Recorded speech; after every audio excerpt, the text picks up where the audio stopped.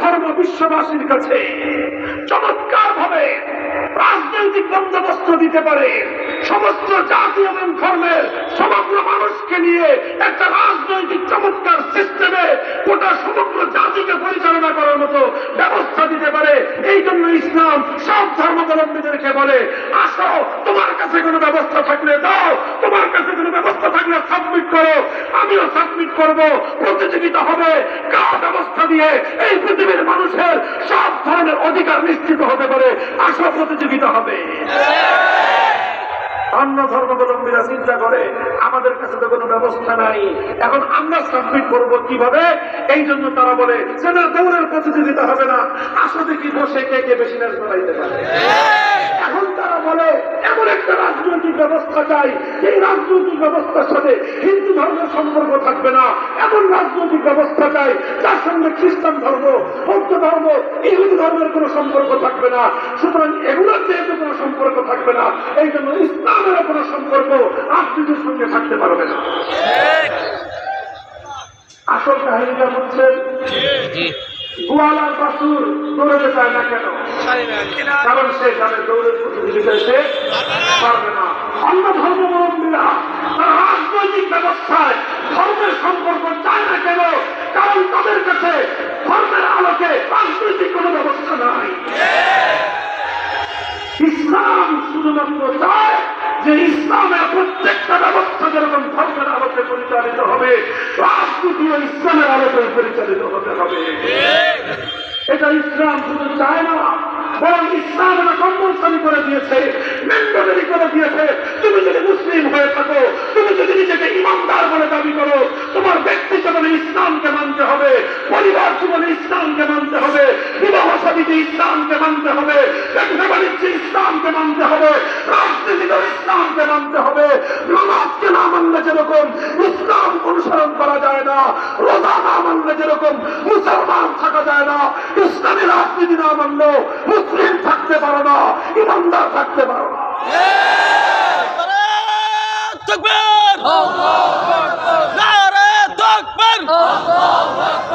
ইসলামের আলো আল কোরআনের আলো আল হাদিসের আলো আল্লামা মামুনুল হক জিন্দাবাদ জিন্দাবাদ।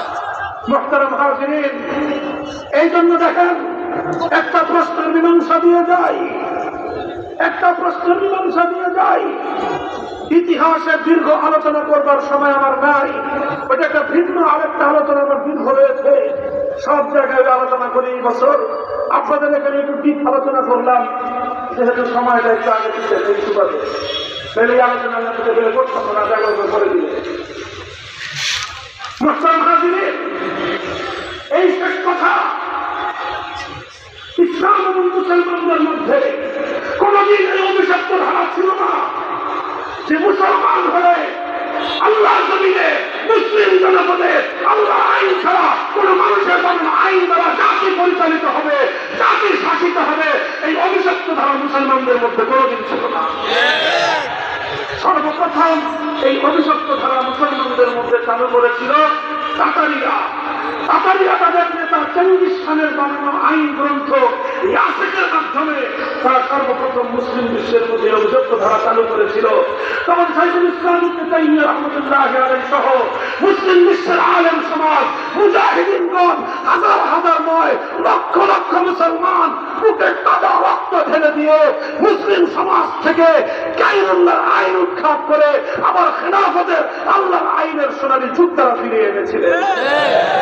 এইভাবে চলতে চলতে 18 শতকের মাঝামাঝি সময়ে এসে 1757 সালে এই পাক ভারত উপমহাদেশ দখল করে ইংরেজরা দখল করার পর সর্বপ্রথম তারা আমাদের উপর যে অভিশাপটা চাপিয়ে দিয়েছিল, সবচেয়ে বড় যে অভিশাপ ইংরেজরা আমাদের উপর চাপিয়ে দিয়েছে, সেটা হলো এই মুসলিম সমাজ থেকে আল্লাহর আইন, আল্লাহর পক্ষ থেকে প্রবর্তিত রাজনৈতিক বন্দোবস্ত, শাসনতান্ত্রিক বন্দোবস্ত উৎখাত করে দিয়ে ব্রিটিশ প্রবর্তিত শাসন দিয়ে তারা দেশ এবং জাতিকে পরিচালনা করতে শুরু করলো। তখন শাহ আব্দুল আজিজ মুহাদ্দিস দেহলভী রাহমাতুল্লাহি আলাইহি ফতোয়া জারি করলেন।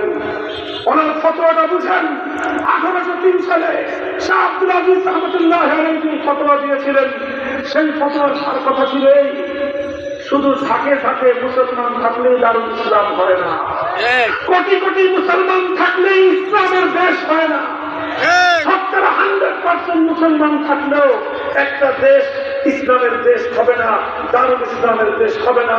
বরং একটা দেশ ইসলামের দেশ হবে, দারুল ইসলাম তখনই হবে সেই দেশের মুসলমান মাইনরিটি হতে পারে, সেই দেশের মুসলমান 10% হতে পারে, মুসলমান 20% হতে পারে, মুসলমান 40 বা 50% হতে পারে, কিন্তু সেই দেশের আইন যদি হয় আল্লাহর কোরআনের আইন, সেই দেশটাকে বলা হবে ইসলামের দেশ, সেই দেশটা হবে দারুল ইসলাম। আর কোন একটা দেশের মুসলমান যদি মেজরিটি হয়, কোন একটা দেশের মুসলমান যদি 100% মুসলমান হয়, কিন্তু দেশের আইন এবং শাসনতন্ত্র যদি হয় মানব রচিত গায়রুল্লাহর আইন, সেই দেশ দারুল ইসলাম নয়, সেই দেশ দারুল হারাম, সেটা শত্রু কবলিত দেশ। তখন তিনি ফতোয়া দিলেন, আমাদের দেশে এক সময় দারুল ইসলাম ছিল, শত শত বছর পর্যন্ত এদেশ আল্লাহর কোরআনের আইন দ্বারা শাসিত হয়েছে। ব্রিটিশরা এসে আল্লাহর কোরআনের আইন খাত করে ব্রিটিশের আইন বাস্তবায়ন করেছে। এখন প্রত্যেক মুসলমানের জন্য ফরজ হলো ব্রিটিশের আইন উৎখাত করে আবার আল্লাহর কোরআনের আইন ফিরিয়ে আনা, আর এজন্য জিহাদ করা প্রত্যেক ইমানদারের জন্য ফরজে আইন। ইতিহাস খুলেন, ইতিহাস খুলেন, ইতিহাসের সোনালী পাতায় সোনার অক্ষর দিয়ে আজও 1803 সালের শাহ আব্দুল আজিজের ঐতিহাসিক ফতোয়ার কথা লেখা। এই ফতোয়াকে চ্যালেঞ্জ করে আজ পর্যন্ত কেউ ফতোয়া দেয় নাই। সুতরাং এখনো পর্যন্ত আমাদের এই সকল দেশগুলো থেকে মানব রচিত ব্রিটিশ প্রবর্তিত কানুনগুলো উৎখাত করে আমার জমিনে আল্লাহর কোরআনের আইন বলবৎ করার জন্য লড়াই করা প্রত্যেক ইমানদারের জন্য বড়